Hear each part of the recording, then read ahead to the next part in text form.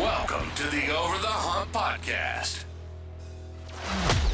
Your gateway to the world of the iconic Brahman breed of cattle. At BRC Ranch, our passion for Brahman cattle runs deep. Join us as we delve into the heart of this extraordinary breed, unveiling its rich history, exploring industry trends, and sharing captivating stories that define the American Brahman. BRC Ranch stands as the pinnacle of Brahman excellence in America, boasting a decade-long legacy of champions and housing the finest Brahman bulls worldwide. It's not just about cattle, it's about a legacy that reverberates across ranches and hearts. Brought to you by BRC Ranch, where the Brahman legacy thrives and stories are woven into the very fabric of ranching. This is Over the Hump. And now your hosts, Brendan Cottrell, Rachel Cottrell, and Keaton Dodd. Hi guys, it's Rachel Cottrell, today's host of Over the Hump podcast. So I want to start off by asking, how many of you are on TikTok? If you are on TikTok and you search up Brahman cattle, there's a very high chance that you're going to come across, or you're already familiar with, the V6 Ranch. This ranch has over nearly 1 million likes on TikTok for their Brahman cattle views. And if you're like me, I think a lot of people have noticed the V6 Ranch emerging on the Brahman scene over the last year, and you're probably curious to know a little bit more about this family and their ranch. So today I had the great opportunity to sit down with Charlie and Tyler Vernon, the owners of V6 Ranch, and hear their story, hear a little bit about their social media experiences, their love of the junior program, and the future of their ranch. So we really hope you enjoy this episode of Over the Hump. Welcome to another episode of Over the Hump podcast. And today I'm really excited to have the Vernon family with us of V6 Ranch. This is one of the newest and, most exciting Brahman ranches that's come on the scene in the last few years. And if you're like me, I think a lot of people are interested in who is the V6 Ranch and hearing y'all's story. So I want to say first, welcome to the Vernon family. Yeah, thanks for having us. It's an honor to be here. We are regular listeners, so it's fun to be on, and we have learned a lot by listening to the podcast, so we greatly appreciate the work you do. Oh, thank you so much. So I'm going to say I first heard of the V6 Ranch probably last year around Cattlemen's Congress time. I did not go to Cattlemen's Congress, but Molly and Brandon went, and Molly just came home talking about meeting the V6 family and how nice y'all were, and that was really the first I had heard of y'all. So, and that would have been about a year ago. So if you would share with our listeners just the background and the history of the V6 Ranch and y'all's Brahman story. So Cattlemen's Congress was actually our very first show. Oh, well, we all made a great first impression. Brandon and Molly were actually one of the first people we met, I think, correct? Yeah. Right? But yeah, that was our first show. We had actually got into showing because a junior that lived within a couple hours from us reached out last fall and said that she was going into her junior year and she really wanted to show a Brahman, and she would love it if we could load up some of ours that she had saw on TikTok and just take them to a jackpot for her. So that was kind of what happened. We went to a jackpot in December. The kids got to see somebody show cattle for the first time, and they were like, we want to do this. Well, we've never done that. We didn't have a clue what we were doing. So we just up and decided, let's go to Cattlemen's Congress and figure it out so we can do this for the kids.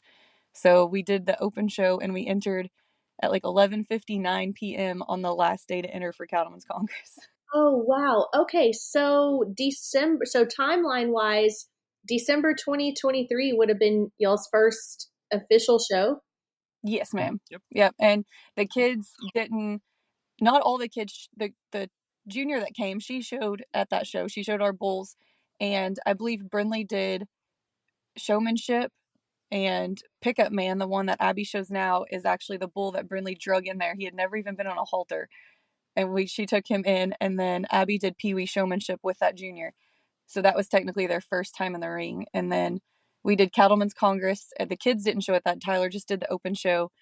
And then In March, we hauled a trailer load of Brahmins up to Arkansas, which is where we're originally from, for some local juniors up there to show them. And the kids got to like officially show for the first time in a show. And we've kind of just been traveling the road since then. Wow. So share with us how you got the name of V6. Well, we were originally, when we were in Northwest Arkansas, we were V6 Farms before we were V6 Ranch. Tyler refused to let me use the word ranch until we had several hundred acres. He said, you can't say ranch if you only have a few acres. So it was farms for a while. Yeah. And in Arkansas, we produced a lot of hay and poultry. We didn't have cattle for a considerable amount of time. Charlie, as well as I, she grew up, and her family comes from a dairy background. And my family originally comes from a rodeo background, stock contractor. So that's kind of how we got, our feet wet in the cattle business. But for the longest time, we were just producing hay and poultry. So getting into Brahmins, we bought our first commercial Brahmin in the fall, almost winterish of 2019, and it was just one. Yeah, that is great. So, from what I understand, the V obviously stands for Vernon. Where does the C? We didn't even answer that question. Yeah, so Vernon, and there's 6 of us. Yes, ma'am. Awesome. Yeah. So I know we've got you, Tyler, and Charlie, and then who are the other 4? Our oldest is Bryn. She just turned 13. Olivia will be 12 in December. Bowen will be 11 in July. And Abigail will turn 8 in March. And I think everyone's counting down to when she turns 8 because she cannot wait to show on the junior side. Yeah. So will she be able to show this summer at Bryan at the All American? Yes. So she'll turn 8 in March. So her first, I guess, official junior show will be TJBA. Oh, that is so exciting because she is just precious. I mean, your whole family is. And I got to say, my daughters, Molly and Annie, they have loved the friendship that they've made with your daughters and your family. And, Annie just had a blast hanging out with y'all at the All American. Oh, Annie has been great for Olivia because Olivia is very, very shy. I think Annie was one of the first ones she actually opened up to and like went and was like, hey, I'm going to go hang out with Annie. And I was like, she's never asked to hang out with anyone. So we were very surprised. Okay. So this one is for you, Charlie. How do you keep up with everybody at the shows? What is your plan? So I've reached out to a lot of different people and I have a group text and I'm just like, has anyone seen this one? And, like they'll kind of, check in or something. But a lot of people, they're always like, why do you guys wear bright colored shirts? If they're all in the same color shirt, they're very easy to find. But the one I think that's the hardest to keep up with is Abigail, just because she's made friends with everybody. So she'll be like, hey, Mom, I'm going to go over here and sit with Bethelyn. And I'm like, okay. Well, like 30, 40 minutes go by and I'll just go by to check on her. And I'm like, hey, have you seen Abby? And Bethelyn's like, oh, she went over there to see Vicky. And I'm like, so I got to go track her down. But I always joke that I'm going to put a Apple AirTag in her shoe so I can keep track of her. I was like, but my luck, she'll lose her shoe and that won't work. So I tried that with Annie at the All American and it lost track of her. Like it couldn't find her. Well, never mind. I guess I won't try that. But yeah, the shirts are really great. And I started that right after we had Abby. I think we went to the safari one time and I was like, how am I going to keep track with all these? Because it was just the four kids and I was like, I'll put them all in the same color shirt. And it worked. And it's marketing your ranch. Oh, yeah. So walk us through, you said that you first got into Brahmin or you got your first Brahmin in 2019 and then you started showing nearly 4 years later. Walk us through that journey of how Brahmins caught your interest, how you built your herd, just the pathway that got y'all to where you are now. So we did hay, as Tyler said, and that was pretty much all we used for our acreage. And I just told him one day, I was like, we need to add something besides just the chickens. Like we need to do something with the land. And he was like, well, let's look into getting cows. And this was a conversation we had at like a 5 p.m. on a Thursday. And by like 9 a.m. on Friday, he's like, hey, I found a cow. I'm like, okay. And he's like, I want a Brahmin. And I remember saying, what the heck is a Brahmin? Like I had never even heard of a Brahmin. Yeah. So in our area, Northwest, the temperature's pretty, it gets down to lows in the 20s and teens. So it's kind of tough for Brahmins. But whenever I was 10, that was whenever I had got my very first Brahmin calf. And the calf was just absolutely magnificent. Crazy as can be, just a commercial calf. Never could touch it. But I mean, elegant, beautiful. So I had always kind of had a soft spot in my heart for Brahmin. But Charlie, on the other hand, she's like, oh, what is that? What are you talking about? She's dabbled in, showing some Angus and some haired stuff, whenever she was a junior. But she was not up on the Brahmin at first. The pictures he showed me, I was just like, what is that? It was the craziest thing. I was like, that is not a cow. But we drove 2 hours and picked her up and brought her back. And she wasn't halter broke or anything, but she wasn't crazy. She was very gentle. And I think we had her for a few weeks. And then Tyler had got online and found a Brahmin auction. And we bought a halter broke Brahmin bull. And that was pretty cool because the kids, could lead him around like a puppy dog. I mean, and back then in like 2019, I mean, Abby wasn't even 2 yet. So the kids are really small, but that's kind of how we got into Brahmin, and it kind of grew. And then I remember we ended up having like 45 of them, and it got down to, when was this? April? No, I guess right before then. In October of 2020, we had talked about, wanting to move further south because it was really cold for the Brahmins. And Tyler's like, well, I don't really want to, pick everything up and just leave. And just one morning I woke up and it was just like, I don't know, on my heart. And I was like, you know what? It's just time. And so he woke up and I said, I posted all 3 farms for sale. And he goes, you did what? And I said, I put all 3 farms for sale by owner on Craigslist and Facebook. And he said, nobody is going to want to buy a chicken farm. And he said, it's going to take 1.5 years to sell this thing. And I said, well, then we have 1.5 years to plan. And Rachel, it took 2 hours and 15 minutes, and they were all 3 under contract. Wow. And we about died. Tyler, I think, about had a panic attack. He's like, where are we going? What are we doing? And Well, and we had one of the things that really sparked it was about 5 years ago, we had lost my mother, and she was kind of our anchor. she's what was keeping us there. Yeah. So after that, we kind of decided to sell other businesses that we'd had and we'd founded, and it really put things in perspective to spend more time with our family, with our kids. So, and if you ask our CPA, he's like, are you sure you're doing the right thing? But we've really tried to invest in our children just because, you never know how much time you have with somebody. So that was kind of one of the instrumental things to our move. And I mean, this was right, COVID had happened earlier that year. So the kids weren't in school, and Tyler grew up being homeschooled. So prior to that, he had wanted to homeschool, but I was like, no, they need socialization. They need to be in school and sports. And once COVID happened, you were pretty much already homeschooling. And that's when I realized I can do this. Like, we can make this happen. So we just decided there was nothing holding us in there anymore. And his mom had always wanted to move to Texas. She just wasn't sure about trying to relocate all of us and take the kids from their friends. And so, I don't know, just one morning we woke up and I was like, let's chase our dream. And I remember Tyler saying, what if this doesn't work out? And I said, then we just figure something else out to do. But I don't want to sit here for another 20 years and look back and think, what if? So we up and sold everything, and we closed on our place here in Sulphur Bluff in April of 2021. And we did not know a single person in the state of Texas. The only person we knew when we moved was the realtor we met when we bought this place. Wow, I'm just sitting here kind of speechless. And I got to say, like, I get chills when I hear this story, because to me that is just such a way of God saying, this is what you need to be doing, and what a blessing for your family and your future. And I mean, I can totally relate to those feelings of thinking, what if this doesn't work out? Because Brandon and I have been in that situation before, and we were both like, well, we will get a job at Buc-ee's if we need to, to pay the bills, to live the life that we want to build for our family, and now just seeing where y'all are at, like the rise that y'all have made in such a short time, like in the notoriety that y'all have built for the V6 Ranch in such a short time, is just really nothing short of remarkable. And I'm so happy for y'all.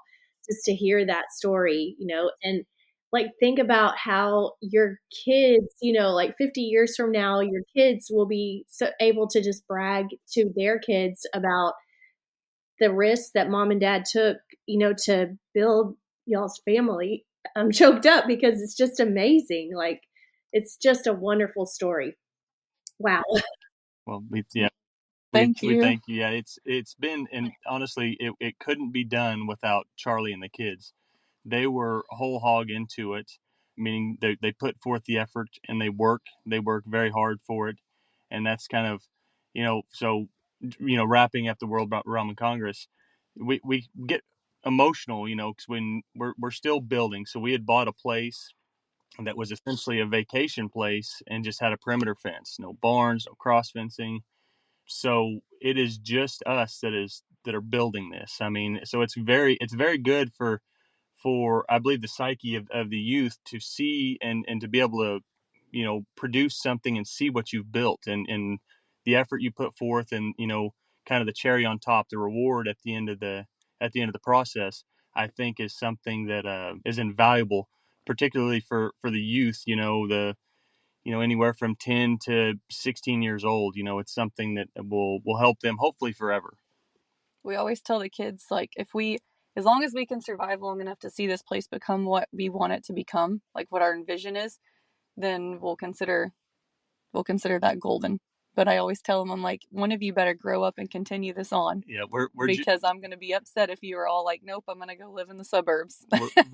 we are generation one. We get asked all the time, and I'm sure you guys do too. Especially since the rise in Yellowstone just came back out, right? If ranching is like Yellowstone, I'm like, no, not quite.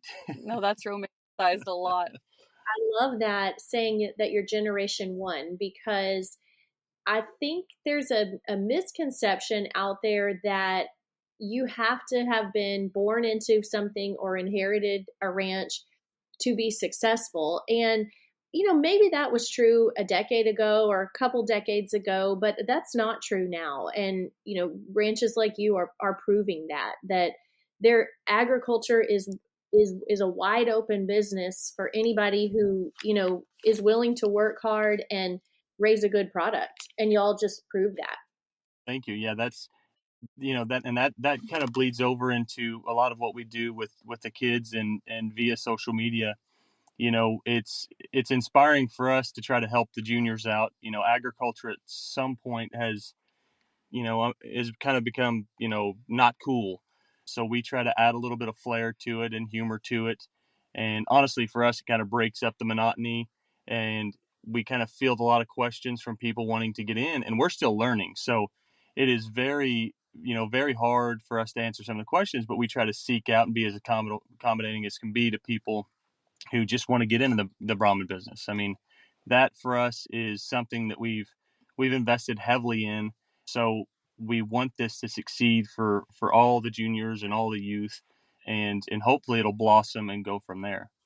But like on the social media side, you don't ever really understand how many well, not even really kids, just people in general have never seen a cow in person, or like they've only seen them on TV, or they don't have any idea what goes into it. So it's kind of cool to get talked to and have conversations with those people through TikTok. We had one girl who just up here in town, she was like, I've always wanted to show a calf. She said, I never knew what to do. She said, never knew who to talk to. And she was like, I saw on your TikTok that I needed to go talk to the extension office. And she said, now I'm doing it for the first time. So that's kind of cool, just to help kind of put information out there where, the younger kids can find it too.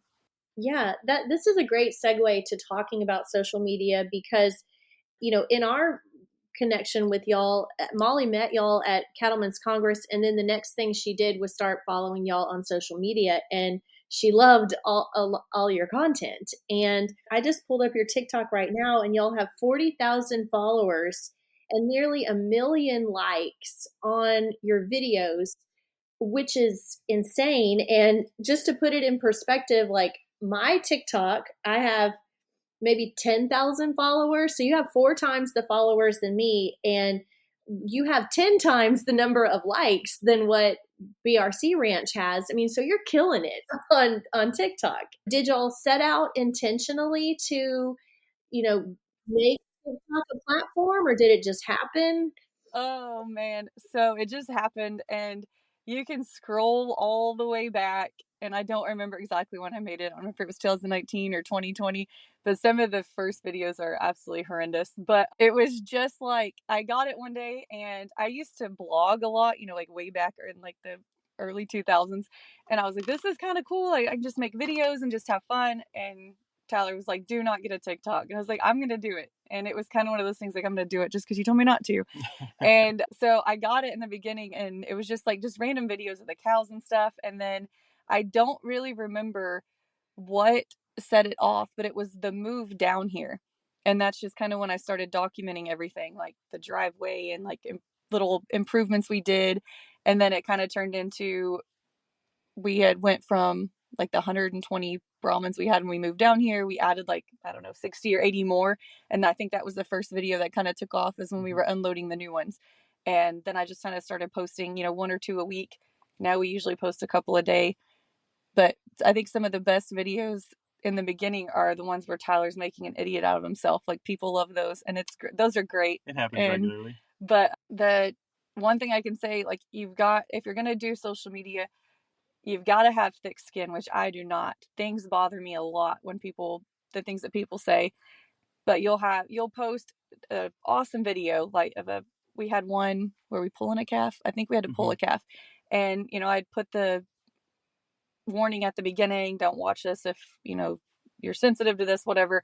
But we pulled this calf, and we were trying to educate people.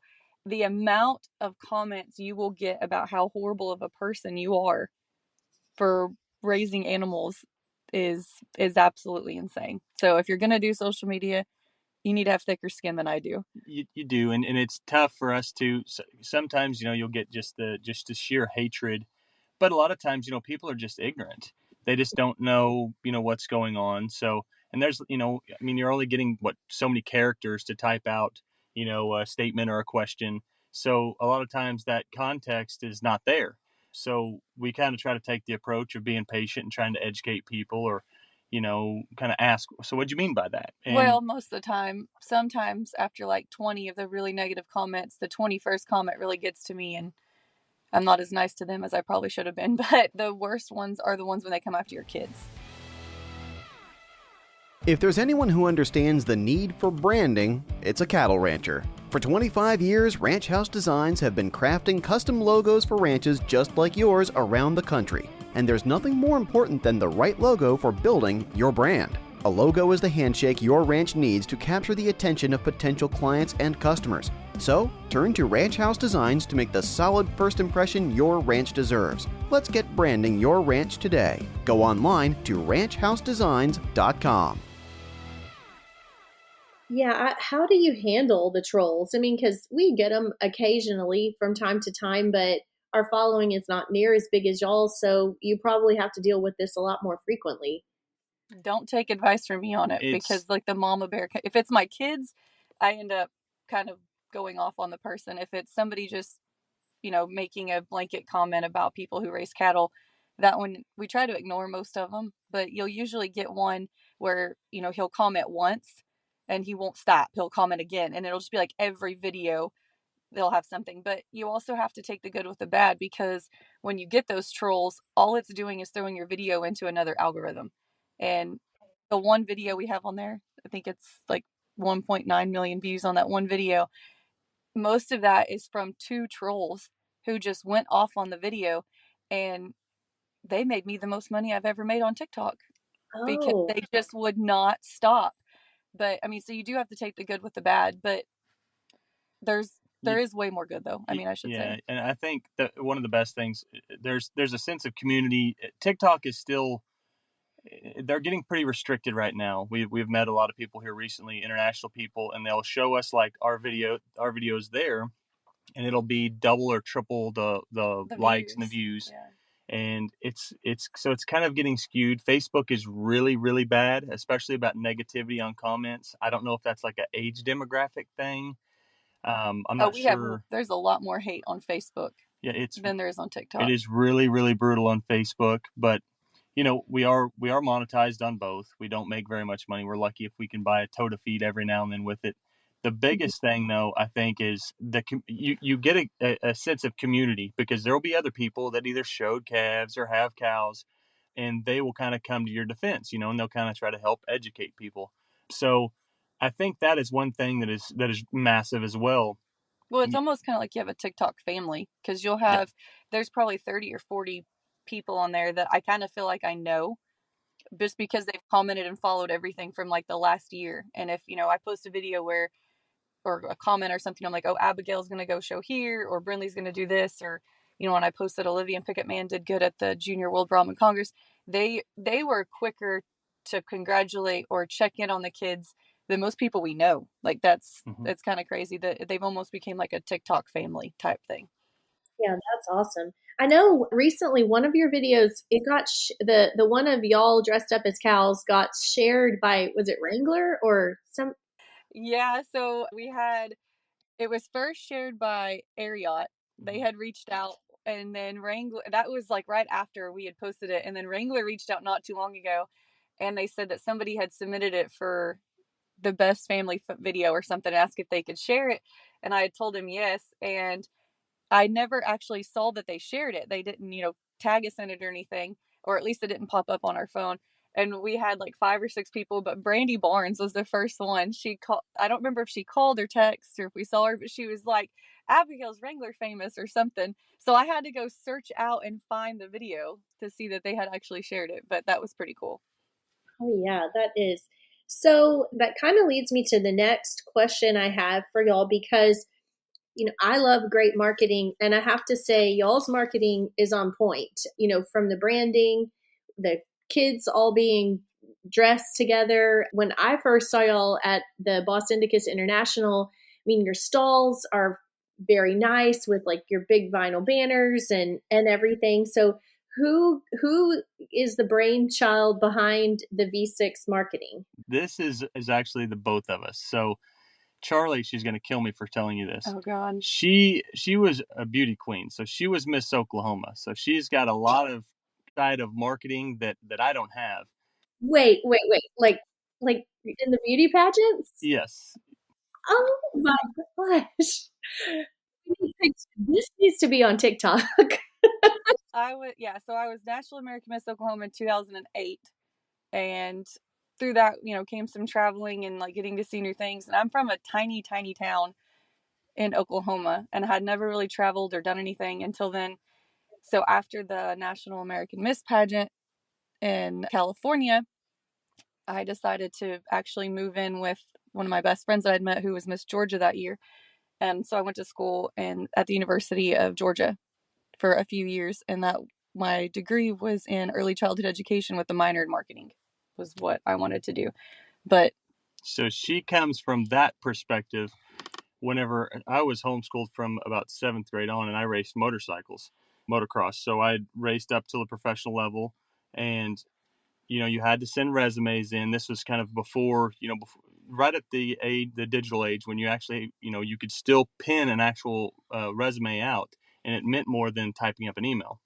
So there was a lot of resumes, a lot of marketing, a lot of how you look, how you're portrayed. So the marketing side is great for us, because we can kind of bounce things off of each other, and she'll have something that will absolutely be the spotlight, or I will. And sometimes it's tough, because we want to have things we have the ultimate goal of X, and she's coming from a Y, and I'm coming at it from a Z. But we seem to mesh really well on the way that we want things to look, and we want to be professional as we can. I think that's one of the biggest things for anybody who is getting in, is just try to be as professional as can be, and be eager to learn. So we've modeled ourselves after you guys in a lot of ways as well, because we think that you guys do an absolute fantastic job with your marketing. I'll be honest too, the information that you guys share on your website is absolutely phenomenal. So I commend you guys for that as well. Thank you. I think we're both of our ranches are similar in that, we love Brahman and we love helping people, and we want to, help end any stereotypes out there that, or just let people get a glimpse of what it's like to be a Brahmin breeder in a positive way. Our arms are always open to anybody, and I feel like y'all's are too. Oh, of course.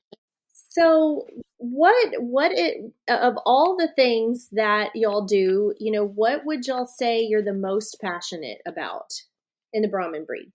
I would definitely say, since we have 4 kids, we are definitely passionate about the junior side. So this last past All American in West Monroe, we had actually fielded a lot of comments. We were the last in the ring for a color classification issue that we were kind of given some bad information on, and there was But at the same time, you gotta realize we're new to this, right? So that was our first color classification show. I just want to put that out there. Is why there was bad information. We had asked people, we got the wrong information. So when it went down the way it went down, we were a little upset. we had we got a color classification that was the opposite of what we thought it should be, but it was a learning experience for us. The biggest problem was we were the last in the ring, and there was a lot of people watching.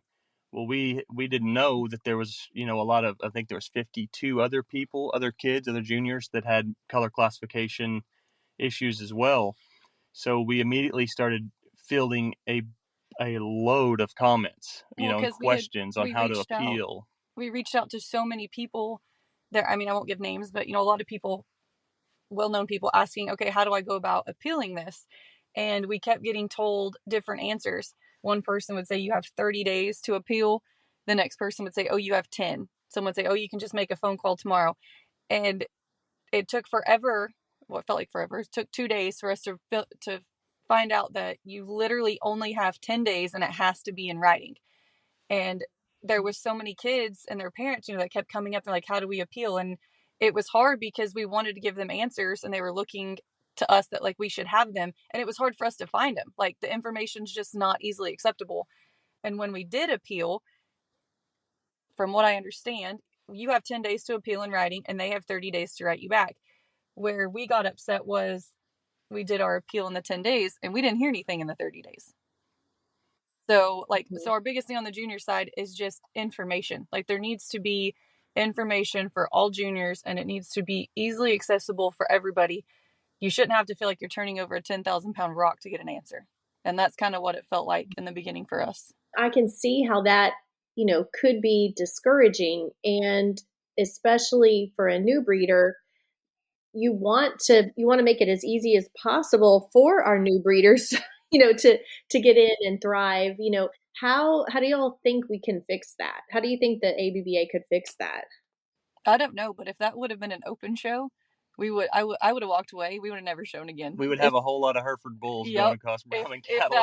If that would not have been a junior show, if that would not have been for our kids, I would have been like, I'm just done. I think the best way, I think there just needs to be more transparency. I also think that one of the big things will help is for us to try to educate ourselves and kind of feeling obligated to have answers, even though we're kind of like the unofficial liaison here, if you will, which is we never expected that. We never, wanted that, but we do feel it necessary to try to help people out if there's something that we know or whether we can learn. So another thing we did was we went to the ABBA meetings in Bryan to try to help educate ourselves as well. I highly recommend anybody in the breed to go to those meetings. And why is to see kind of how the sausage is made, so to speak. We had we had a big team there between the 4 kids and Charlie and I. So we kind of split and went to different meetings. But I think that really what the biggest way to help would be is if we're proactive. And I'm talking to everybody who has a junior. Be proactive, be level-headed.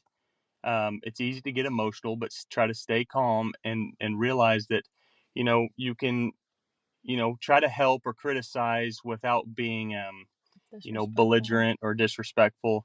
I really think that that's a big thing, that there needs to be more transparency from the ABBA side, which is tough because there's great people there, but I think that they have so much on their plate, and I think that the junior side kind of goes unnoticed a lot of times. We are another thing that I believe that could help is we get a little frustrated with the lack of what would you call it? Like awards for juniors. Just take the last event that we went to. They didn't even have enough awards for the juniors. That is very, very tough for us to swallow, because I think, as somebody who, wants to be a breeder, wants to be in this business for a long time, hopefully our kids carry out the family goals. I think, they are going to be the ones buying the cattle from the breeders. So if the breeders, which essentially are running the association, are not rewarding the youth, they're leaving in droves. We've heard numbers that there was 8% of kids will stay in the Brahman business. We've recently heard more numbers that were 2%.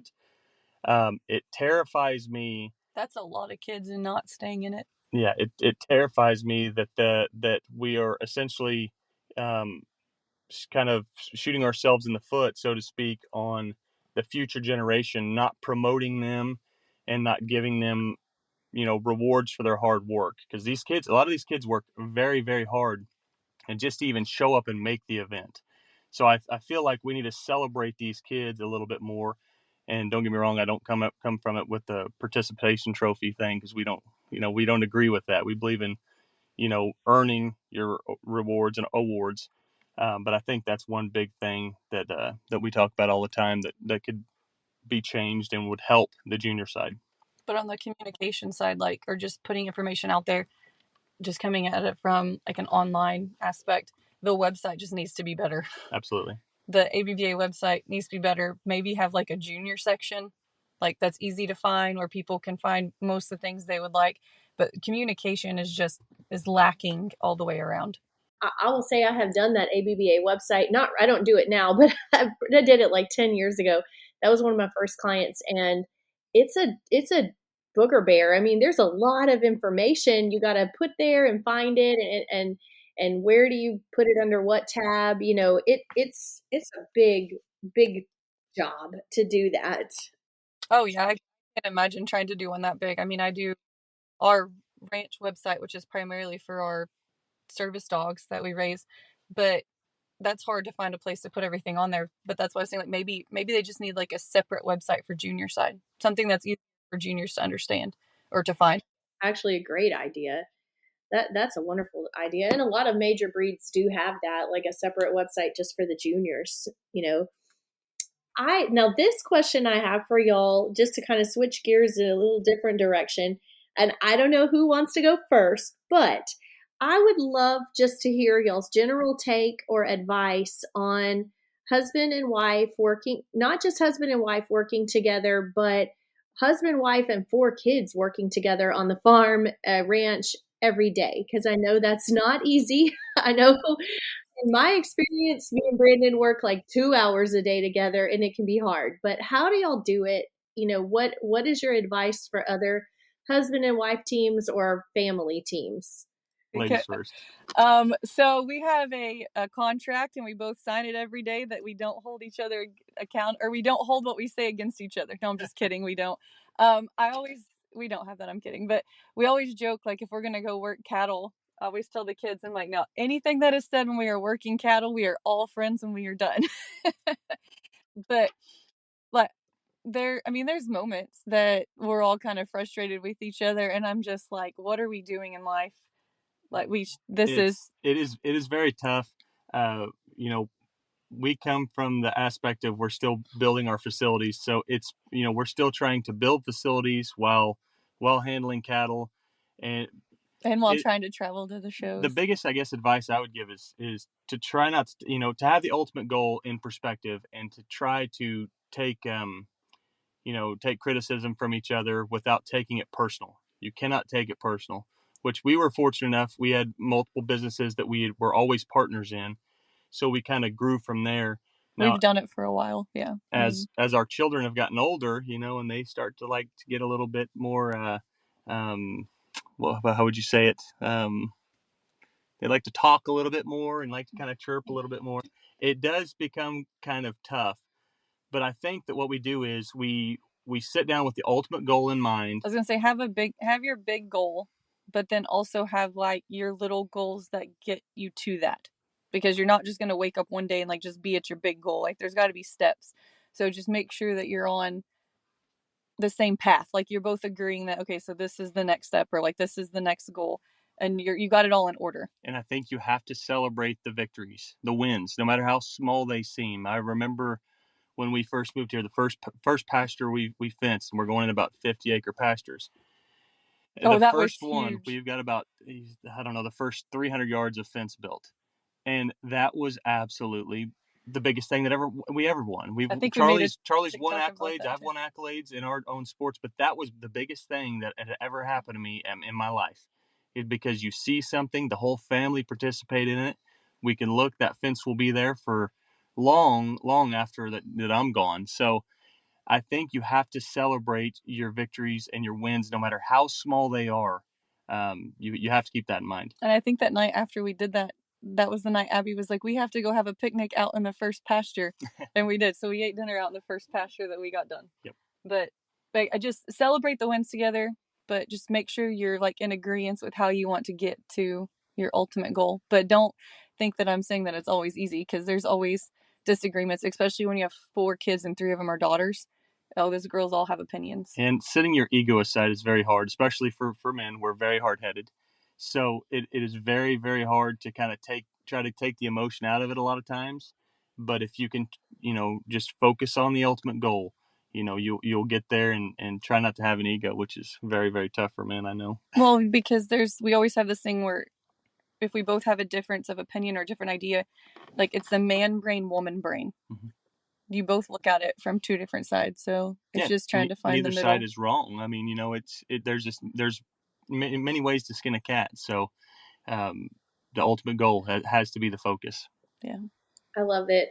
You said, when you were talking about building that fence, this is that the simple joy in that is something that I had honestly not experienced until Brandon and I started BRC, because obviously, growing up on V8 Ranch, everything was already there. Everything was there. It was, passed down from the generations before, and there really was not like a building phase. Now there was a lot of pride in like, oh, these pens have been here for 60 years, like that, there's pride in that. But when we started BRC, like y'all, we had an empty pasture and we poured the concrete and we designed the pens, and it's our hands that are in the concrete, at the work and shoot.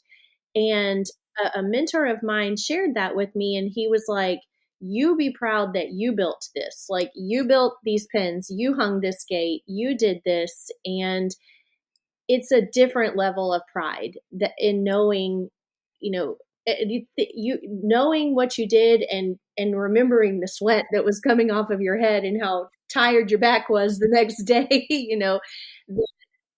It's one of the simple joys of being like generation 1 that you talked about, that it's such a good feeling.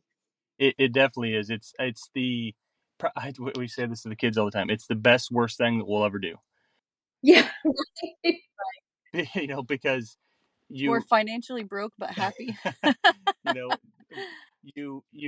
We looked at places that were kind of already built, and Lord, every day Charlie reminds me of like, you should have bought that place. Don't you dare skip over that, Rachel. We looked at a place in Buffalo. Thank God we didn't move to Buffalo, but we looked at a place in Buffalo, and the house was there. It had 2 barns, nice working pens. The pastures were fenced.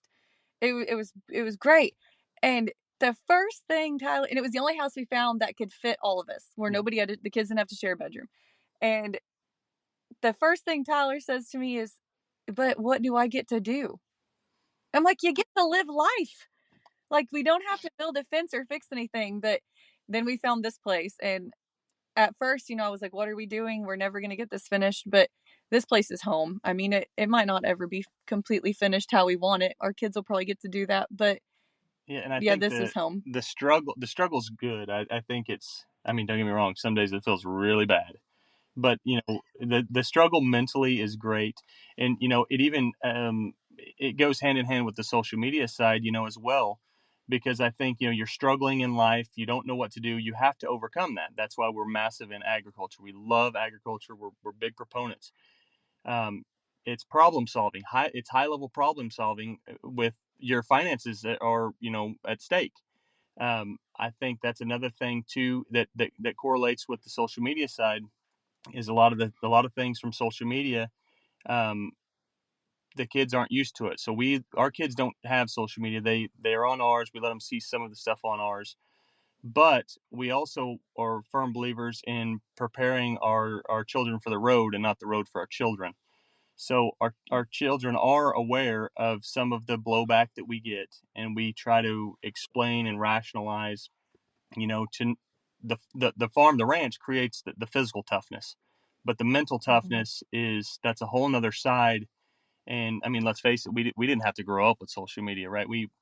I don't know how we would have handled it back then. I mean, so it's something that we struggle with in parenting, um, to let them know that, hey, these people, they have an opinion, whatever that opinion is.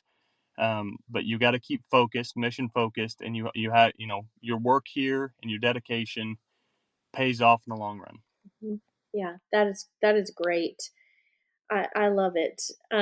We have like we're still obviously building like y'all are. We have like a wish list. I'm into spreadsheets, so it's like a spreadsheet, and each item is like weighted with a certain average, like a certain value of how much we want it, along with like a column of the feasibility that we may be able to get it. I mean, like our dream is like we want a fancy Featherlight trailer and a nice big hauling truck, but the feasibility of us getting that is probably zero right now.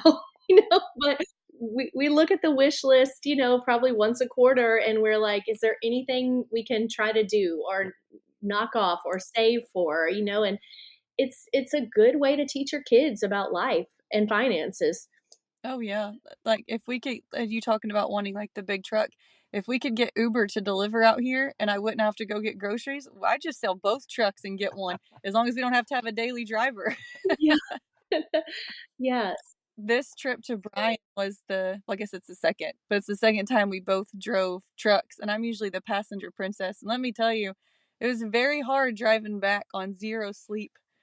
I remember calling Tyler and I was like, I miss being the passenger princess. Like, we got to get a bigger trailer. Yeah, you can't fall asleep just once you hit the seat. Yeah. Oh, those are good times. Well, we're kind of wrapping up the end of the podcast. Is there anything that I still have a couple of quick questions, but is there any big topics that we missed that we want to talk about? Y'all want to talk about?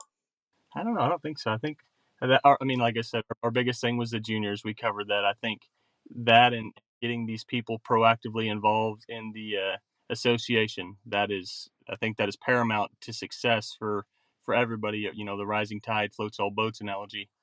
I think that would help out a lot. I think that's very, very important. Okay, so we like to wrap up with like a couple of just quick questions.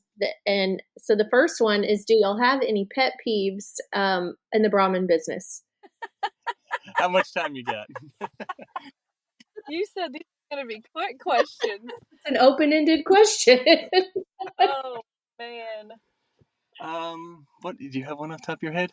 Yeah, but there's like little ping pong balls going back and forth in my head right now. So mine's not filtered enough to say out loud. Man, I don't know. I'm really stumped on this one. This one's a pretty tough one for me. That may mean that you're happy with everything in the Brahmin business. I think the people that you meet are, for the most part, they're wonderful people. I wish that people would invest more time in trying to learn the rules. That's probably my biggest pet peeve.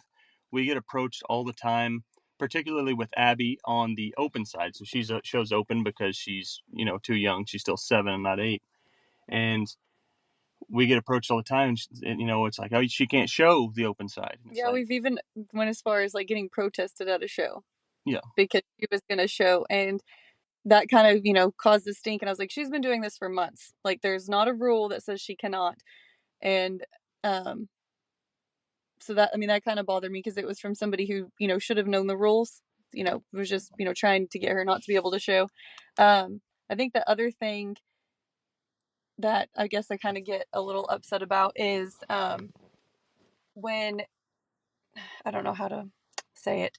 Like when the kids do go in and say, they do good, like there'll be some people who, are really friendly to them before they go in the show ring, and then when they come out and they did decent, like they won't talk to them, like on the junior side. And I think that's something that all the kids kind of need to think about. Like, you guys should be friends all the time, not just when you guys aren't in the ring. Like, you guys should be friends in the ring too. And that's something, our kids are really good about, is you go in with your friend, you're friends when you walk out. No matter if you got dead last, they got dead last, you didn't finish how you wanted to finish, your friendship should be the most important thing aside from what goes on in that ring. And I think that's something that all the juniors kind of need to come together on. Be a good sportsman. Yeah, sportsmanship, I think, is paramount. That's great advice. My next quick question is, what is your favorite Brahmin? Favorite Brahmin of all time? Or who? I guess it should be, who is your favorite Brahmin? V6, Mr. Pickup Man. I knew it. I knew that's what you were going to say. Yeah, so, I mean, that bull could never win me anything, and he will forever be my favorite. He was the first one that any of our kids showed, and I don't know, he gave the kids the confidence, to want to go and do stuff. And I guess we didn't touch on this earlier, but Olivia, she was the one who, and she still kind of is, she wants to do all the work at home. She'll put in hours of work, she'll put in the time, she'll put in the work at the show, she'll never complain, she enjoys it, but she did not want to be in the show ring. And she did, she doesn't want attention, she doesn't want eyes on her. And in March, when we went to that jackpot in Arkansas, I told her, I said, you're going in there. And a lot of people looked at me like I was the bad mom, but Rachel, I shoved her in that ring and made her go. And she had tears and she went, but she walked out with a smile, and it was with Pickup Man. And that just changed all of it. From that moment, she was like, all right, I want to do this. And so he didn't really just help us out, he's helped the kids. And it took Olivia from not wanting to show to showing him, and now she loves it. And it's kind of the same thing with Abigail. He's been the perfect, what do you say, like stepping stone to get her into showing. And we always have so many people that the most comments are good, but they'll be like, I can't believe you're letting a 7-year-old show a bull. And he's not the typical bull. I mean, he has his moments when he's ornery, but Abigail is his person. I mean, you can just tell that's who he loves. Yeah, they literally grew up together, and it's. I love it. I don't know about mine of all time. I don't know. It's kind of a revolving target. So actually, you guys have a bull that we've been looking at for quite some time on getting semen from, but I wanted to see some calves out of him. We actually did see some calves out of him, and El Tejano is a bull that we really like right now. We've been watching. We've been looking at him and studying him for probably the last year. I think when we were talking about trying to get semen on him. Where did we see that calf at? World Brahman Congress. World Brahman Congress. Yeah, we'd seen I can't remember who was it? Was it Aztec? It's probably the Santa Cruzes, the other owners of Tejano. And they have some awesome, or it could have been someone else, but they have some awesome calves out of him. Yeah, they look absolutely phenomenal. And so right now, I think that's probably our favorite in the breed. I mean, breed characteristic wise, I think he looks phenomenal. The color is very unique. I think he's my favorite right now. But it can change in a heartbeat. I mean, it's every time that we get on your guys' site and we're looking, because we're looking for some semen on some different bulls. It's hard because you guys don't have a bad looking one. So thank you. Thank you. Well, our last question in wrapping up is, I know that after hearing this, people are going to have questions about how to get in touch with y'all. How are y'all marketing V6 cattle right now? Do you have cattle for sale? Can people come to the ranch and look? If someone wants to buy from V6 Ranch, what's the process? Yes, yeah, basically just reach out to us. We're supposed to be taking photos this week. We have, I don't know, probably a dozen left. Heifers. We have some bull calves as well. But we do basically all private treaty. we try to get, we're trying to market towards the junior. So we try to keep our price point high, or low, and our docility high. Yeah. So that's kind of the route that we market towards and we go towards. Our kids, they put in time breaking them, so they're good around kids, even our kids that are loud like Abby.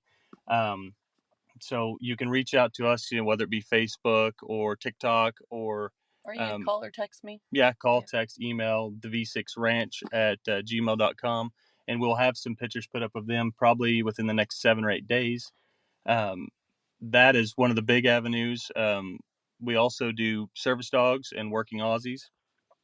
We have that is a passion project. That's Charlie's dealing, so I'll let you tell her about that. Oh yeah, so I started raising service dogs in 2018. One of the kids needed a service dog for a while, and it was really hard to find a reputable breeder to find a service dog through. So when we did that with the kids, I thought, you know what? I'm a stay-at-home mom. This is something I'm become passionate about. I can do this better. And so now I raise service dogs and pets full time. We've got service dogs in almost 20 countries and 200 service dogs in the U.S. We do them for Arkansas, some kids that came from Arkansas Children's, and we have some that we had met through Texas Children's. And then we also have some that the families just reached out and trained them on their own. So that's kind of my passion project. But we also donate a lot of service dogs to the hospitals, but as well to individuals, kind of depending on the time of the year. We're very passionate about trying to help out people, if they can't afford, a service dog, prices are high. We try to work with them as much as can be in a way to give back. Yeah, it's our way to give back. That's awesome. That's really cool. Yeah. Well, guys, I have to say I have just loved this, and I have loved getting to hear your story officially and hear all your advice. This was a great episode. I would just wish you guys all the best. And I know we're going to just keep seeing a lot of great things from the V6 Ranch in the future. It was great. Well, thank you so much for having us. Yeah, we enjoyed it. Yep. Thanks again. And hope y'all enjoyed this episode of Over the Hump. You've been listening to the Over the Hump podcast. Our passion is Brahman cattle, and it runs deep. And this show is about its rich history, industry trends, and stories that define the American Brahman. We hope you've enjoyed the show. If you did, make sure to like, rate, review, and subscribe. We'll be back soon. But in the meantime, find us on Instagram and Facebook at BR Cottrell. See you next time on the Over the Hump podcast.